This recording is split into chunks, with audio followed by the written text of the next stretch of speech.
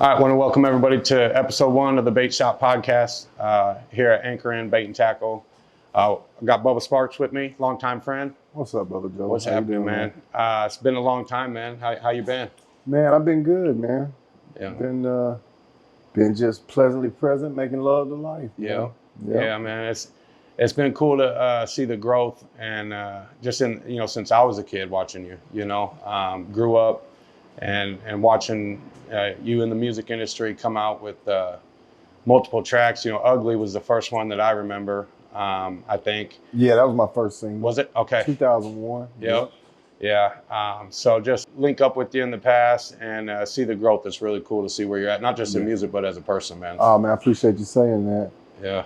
It's kind of a 2 steps forward, 1 step back, thing is my experience with my journey. I mean, I've had some good periods of peace and where I was just chilling, living life and reaping the benefits of that. But then I've also had some dark periods too, multiple. Yep. So, we just keep journeying through life and try to make the best of it. I think everybody can relate to that. Everybody's got different, there's obviously levels to the darkness, for sure. With the life you've lived, I can imagine that it's came with some difficulties on just managing relationships with friends and business and mingling with different people, and it comes with ups and downs for sure. Yeah, well, just in general, I'm not really good with like maintaining relationships. It's definitely like a shortcoming of mine. Yeah. I'm not a good communicator. I'm one of those people, man, like when I'm present, when I'm in your face, it's the same old bub. Yeah. But, I also don't do a really good job of maintaining like the lines of communication over time if we're not in each other's face. But yeah, I don't change up. I'll be present in the moment, man. You know what I'm saying? Like I'll be trying to live the moment that I'm in. And if you need me, like if you really need me, holler. I'll always be there. But I'm not the guy that you call on the phone every day and shoot the breeze with. Yeah, absolutely. Solitude, man. I appreciate my solitude as I've gotten older. Absolutely. It's kind of that. I used to, when I know so many people in my hometown and out here, and when I'd see people, I'd always wave and go out of my way to say hi. The older me, I just kind of like, no, I'm chill. Yeah. I just keep on going. So it's kind of the same thing, man. I can respect that. Yeah, for sure. Especially when you see the same. I remember going on Sunday drives when I was a young boy growing up in the country with my pops, and you pass everybody in the country and you wave. When you pass like. And as I've grown and moved to more like metropolitan type areas, spent a lot of my time, whether it be Atlanta or Nashville or now I'm out in Salt Lake, in Utah, that area, Provo. But yeah, man, it's a lot more anonymous living. You know what I'm saying? It's like everybody ain't. The more people there are, the less people tend to be in each other's business. Yep. No, and I like that. The darkness, so with me, I struggle with alcohol, and I think I told you the last time I drank was on tour with you, Jelly Roll and Yellow Wolf in St. Louis, in Pop's place, or Sauga, Illinois. But I remember seeing you, but I don't remember anything about your drinking. I know I was drinking heavily at the time. Yeah, no, absolutely. I mean, it was just it's so socially accepted. So nobody it's ever legal. really. It's legal. It's everywhere. It's in every store. Yep. Yep. People are always like, man, I just don't understand why you even quit drinking, because they didn't really see the issues, but the demons come out. I tell people, everything's fine till 2 a.m. when we're having fun, but or until 2 a.m. But once the bar closes and everybody goes home to their happy life, keep going. That's when the demons creep up and the curses come back, and it's like, you get depressed. In those hours when ain't nothing up but the devil, you know what I'm saying? But I relate to that. I would never say, I've definitely, in periods where I was just drinking, I've definitely, I've had enough negative experiences with alcohol where I can say like, yeah, if that's all I got, it can bring about enough unmanageability in my life to cause a problem.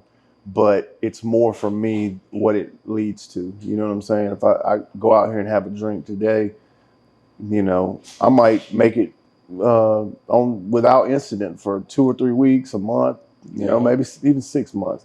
but at some point it's going to lead me down a darker path, and I'm going to end up picking up something else. Yeah. And yeah, and then that's when I always say, man, I have an allergy, man, I've just come to learn and accept about myself that I have an allergy to all mind or mood altering substances. From the time I put that shit in my body, it's just the clock starts ticking before I have my reaction and break out in full blown loser. Yeah. You know. No, I'm glad you said that, because I wrote that down when we was chopping it up earlier on the bus. And well, a lot of people say that they're allergic and they break out in handcuffs, but that's really not my. I mean, I broke out in handcuffs, but I can't necessarily always say that it was as a result of my drinking or using. But yeah, man, I break out in a loser. Like, go 2 years without talking to my family, talk to none of my friends, like, don't engage in anything that doesn't directly serve my alcoholism or addiction. Yeah. And yeah, man, it's not a good place to be in. For sure. And I've been there multiple times, unfortunately. Yeah, no, it's, like I said, I think a lot of people struggle with it. A lot of people aren't open about it. And that's one reason why I like to talk about it and bring it to the surface. You know, and man, I don't give a shit. You know, a lot of people get sober or whatever, and then they say they fret and they just worry over what. I don't want people to know. Well, they already knew that you was fucked up. They you know knew. what I'm saying? Like, they're not gonna be talking as bad about you when you're sober as they were when you was out there fucked up and being an idiot. You know what I'm saying? So that's real. Are you in the market for a new TV for the big game, but short on cash? Arona Essentials has you covered. Right now, they're running a special $5 gets it now. That's right, just $5, and you can get a new TV. Also get entered for a chance to win a set of new tires, and everybody's pre-approved up to $4,000. Arona Home Essentials. Find your nearest location at aronarents.com. I don't really like to, you know, in a public setting, I don't really like to get into how long I've been sober, but yeah, absolutely. I've been sober for a little minute this time, and it's been great, man. This is definitely what I would say is the best period of recovery that I've had as far as quality, even though I have been sober for longer before. Yeah. But yeah, I don't judge anybody's journey. I know people that are California sober, you know what I'm saying? And they just smoke weed. And if that works for you, that's cool, because everybody's spirit is different. Everybody's brain chemistry is different. And if you can keep life in between the yellow lines that way, then Godspeed and more power to you. I just can't. First of all, I never gave a fuck about weed. Weed was never my thing. If I liked it enough, you know, I probably would have already given that a run of, you know, I'm just going to smoke weed and chill out. But it doesn't work for me, because what happens to me when I smoke weed, I start behaving like most people behave when they smoke crack. And I start peeping out mini blinds and looking out the peephole and so on and so forth. And then I'm going to have to find me something to get me out of that feeling. And then I'm in full-blown fuckery at that point. I know that's right.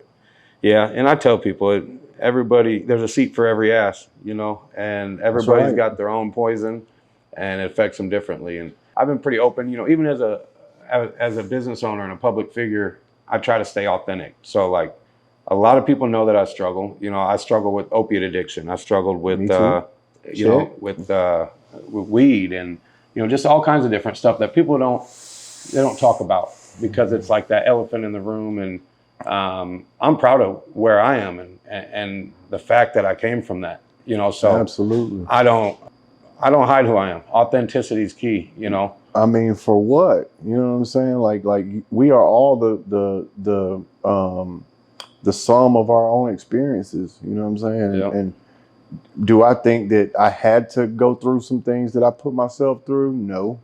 But having already experienced it, it becomes a part of my cumulative experience with life, and gives me my own brand of wisdom. I don't condone relapse, but relapse is what built the foundation of the sobriety that I have right now, going on almost 9 years from not drinking a drop of alcohol, was the times that I did fall off, and then what I learned while I was back out there using. It's never the same after you get sober for a long period of time. Like, you're always 1 foot in, 1 foot out, you know, and it's just not as fun to me. I don't know, everybody's different, but. Yeah, you talking about opiates. Like, I honestly, like, this last time I was out, I wasn't really dealing with many opiates. I did end up on what I thought was Suboxone, and then when I got the treatment, they said, because I was buying it in the streets, and they told me that it wasn't Suboxone, that it had fentanyl in it. So just to be aware, they're even putting fentanyl in fucking Suboxone. That's wild at this point. Well, and that's and that's why I'm happy to talk about stuff in the open, is bring awareness to the opiate crisis that's out there. You know, my first opiate I ever took was as an adolescent, hurt myself in football, and my mother gave it to me. You know, and that's deep. You know, but it's just where it all started. Man, more than anything, I think what we as humanity suffer from more than anything is an emptiness crisis. You know, a lot of people are just like, speaking for myself, I was just born with a hole in my soul, and drugs and alcohol were my solution for filling that hole for a long time until, as they always do, they turned on me. Yeah. And now I find that the only way I can fill that hole in a way that sustains me over time is, you know, with a spiritual solution. And that can obviously mean a lot of different things to a lot of people. But I got a hole in me, you know, and so I can't just stop doing anything. I can't just stop using drugs. Oh, I'm just going to stop. I have to replace, you know, so I'm going to have to fill that hole with something. And I'm either going to pick up that shit or this shit. You know what I'm saying? Like, you know, and everybody's got their own politics, their own religion and beliefs and stuff. You know, me, I'm a devout Christian. I'm steadfast in my beliefs. For me, that hole was filled with God, you know, and that's right. And just going to church and just getting right with my God and my Holy Spirit, and where, you know, I go to church right down the road, Heritage Church, and the things I've learned spiritually have helped me get through all the struggles. You know, it always goes back to the same thing, and I'll have a rough week and I'll miss church because I'm busy working here, you know, and I feel it through the week. If I go 2 weeks without it, you know, and people are like, you know, whatever, I got friends and stuff that don't believe, but some people just don't get it until it really been in those dark places, and that light, that lightness that is there at the end. Well, at some point, we all, and when I say God, that's just a word that we created to put a label on a loving, caring, forgiving power. You know what I'm saying? That I don't think anybody truly understands, because that would be pretty egotistical of man to think that whatever created us would just give us this complete and total comprehension of its nature. But, you know, we all come to a point where either we have to face that either God is everything or nothing. Yeah. And for me, I've chosen to accept that God is everything. Absolutely. I'm glad to hear that. Here's some advice. If you're coming to Iowa, buckle up or bond out. No, on a serious note, if you find yourself in jail, maybe had too much to drink, call Gallagher Bail Bonds, 712-323-3886. Josh, Scotty, or Cassie will get you out. And if you're short on cash, good news. Cash King's Jewelry and Loan is on site to help you come up with a little extra dough.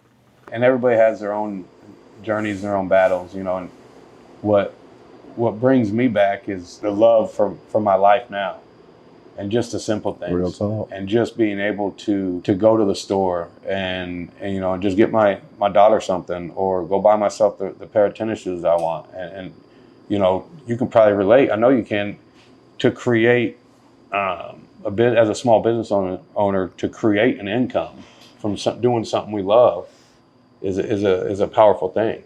Yeah, it is. You know, there's an expression, if you do what you love, you'll never work a day in your life, but it's total bullshit. I know that's right, man. You know, because you may be doing what you love, but there are going to be laborious aspects of doing that job that fucking, you know, at times are tough. You know what I'm saying? And, but all in all, man, when I think about the alternative to what my life would have been like without hip hop music and culture, I don't even know. I don't have a clue, honestly. I mean, I'd like to believe that I would have eventually like gotten a college degree or something and taught high school history and coached high school football, because football is my first love. But I wasn't displaying qualities of somebody that could have ever accomplish that at that time. So, right. What game was you watching earlier? Georgia? Yeah, I love them dogs, man. That's funny. So I remember now, so I'm a Husker fan for life. You know, we got Dylan Raiola. I don't know if you remember. He was committed to Georgia. And So I got to meet Dylan and Matt Rule, and I know Emmett Johnson through my buddy Paul. He's got a print shop, and we work with the Huskers on different stuff. So That's what's up, dude. cool to see, you know, football, fishing, and hunting. Obviously, my kid and is my driving force, but you know, we got to have some other hobbies that keep us going, and you know, that's my main thing.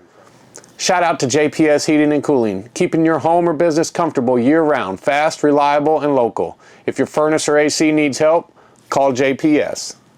Looking back at your career, what would you tell the younger you? You know, is there any advice that you'd give the younger you going into the music industry and dealing with the people you've dealt with? I think for me, because I came in the game on such a high note, you know, when I signed my record deal, I called a little charge. Me and my former manager, Bobby, and right after I signed the deal, I was in jail for a little bit, and I thought that I had blown the situation. As it turned out, that wasn't the case. Then Jimmy Iovine put me with Timbaland, so I kind of came in like on such a first-class level, and it was such a culture shock for me because I was literally coming from off a dirt road, and so I took a lot for granted. Yeah. You know, and I probably treated it as like, this is just how it's gonna be forever. Like I'm gonna be at the highest of high levels. You know what I'm saying? With Interscope Records and just, you know, video ugly #1 on MTV, #1 on BET. And I thought that was off just the merit of my music being so good. Yeah. But over time, I learned, you know, that there are a lot of politics involved, and you know, the top 40 songs you hear on the radio are not necessarily the 40 best songs. They're the 40 best marketed and promoted by record label songs. Absolutely. So yeah, I think of course, I would have said, you know, hey man, chill out on the partying, because at some point it's gonna turn into not being a party. Yeah.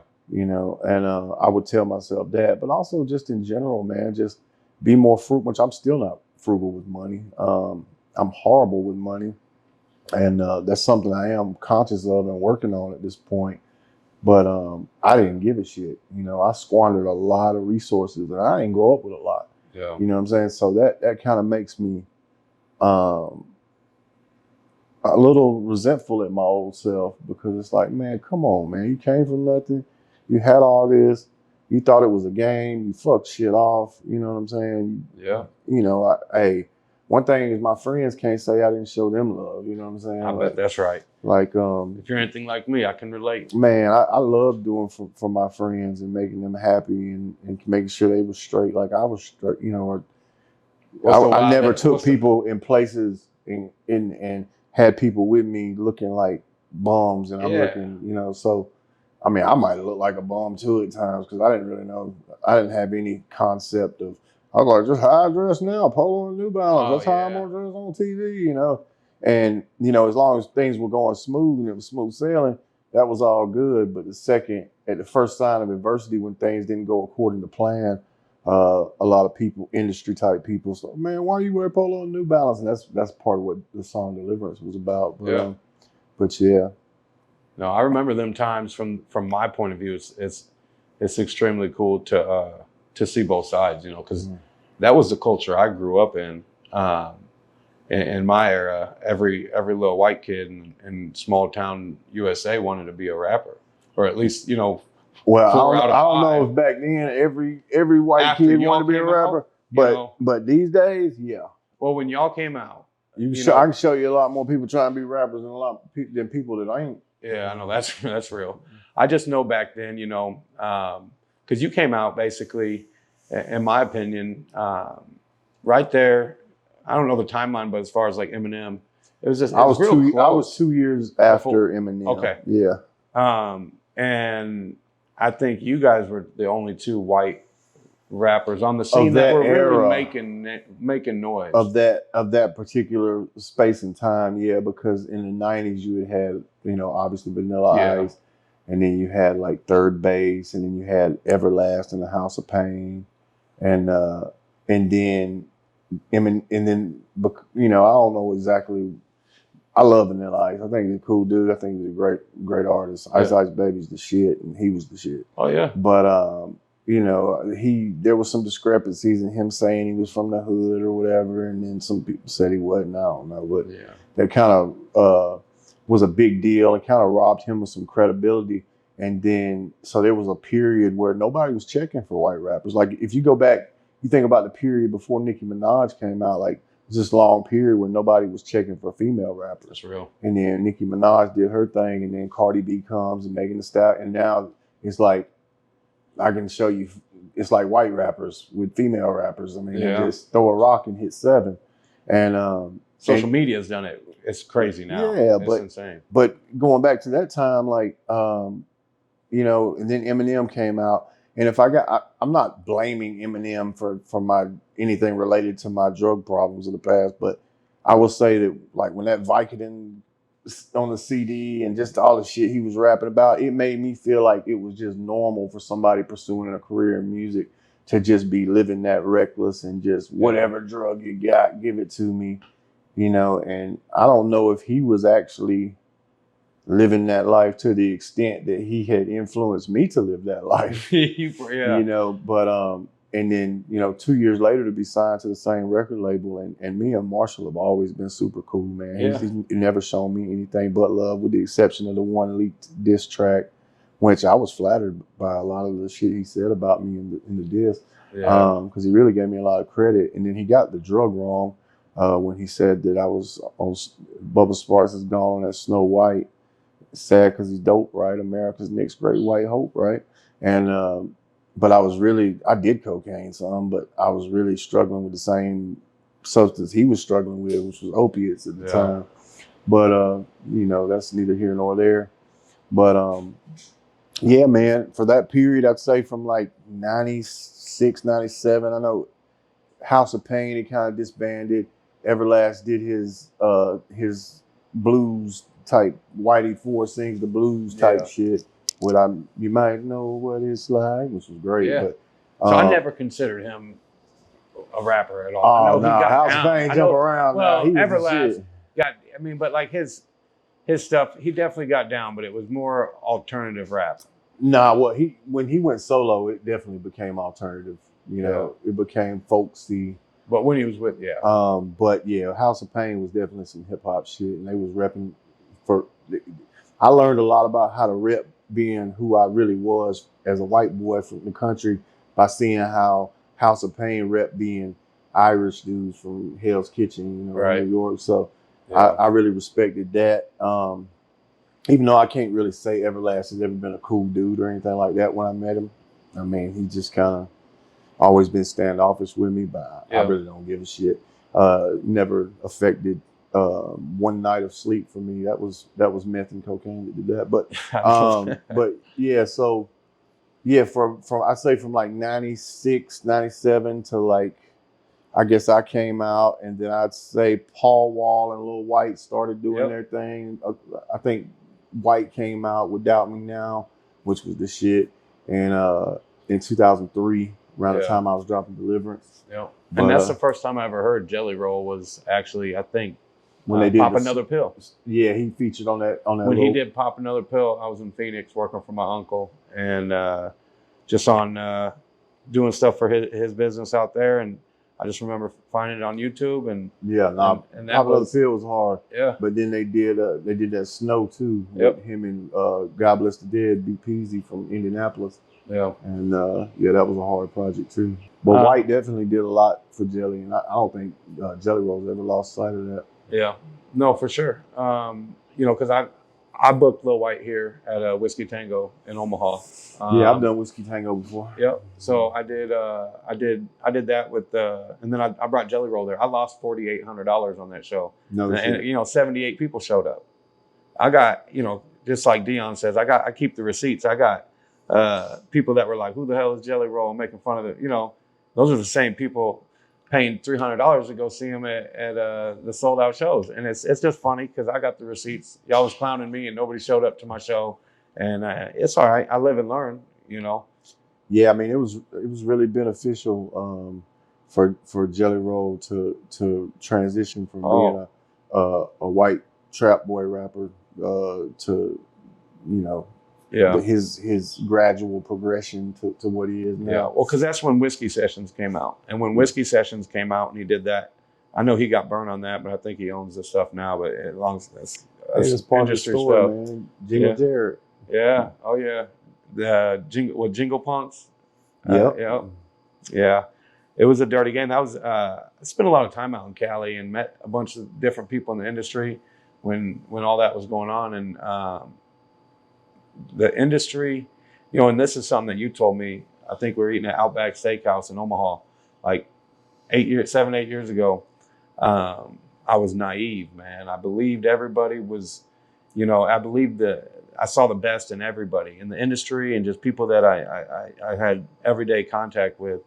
And I still had that dreamer in me, Yeah, well, but the fact is, man, like to live on a spiritual basis, there's really no other way to live. Yeah. You know what I'm saying? Like, being foolhardy is not the recommended recipe, but we got to try to see the good in people. Absolutely. And that's part of why I've always struggled with the music business and music industry, because I do want to see the best in people, and I want to believe in people, and I want to inspire people and to be the people around me and to be inspired by the people around me.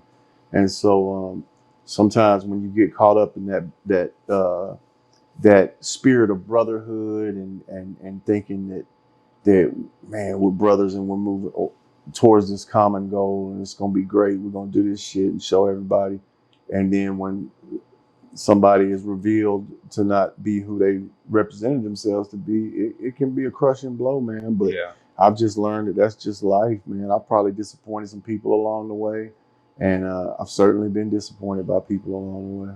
Yeah, definitely. I think, and that's one thing about me is I own, and I know yourself too, when you own your mistakes and you own your fuck ups, you can. Accountability. You got to take, that's where you can, that's the levels of integrity is when you can own it. I've never been one to duck accountability now. Like when I fuck up, like I'm pretty good about, and it's normally not too long after the fuck up occurred when I come to, the realization that, man, I fucked up. And I've always been pretty good about trying to right that. Yeah, for sure. This show is powered by Edwards Motorsports, your go-to for e-bikes, motorcycles, ATVs, side-by-sides, wave runners, and more. If you're ready to ride, Edwards Motorsports is where it starts. Visit the showroom at 1010 34th Ave in Council Bluffs or go to edwardsmotorsports.com.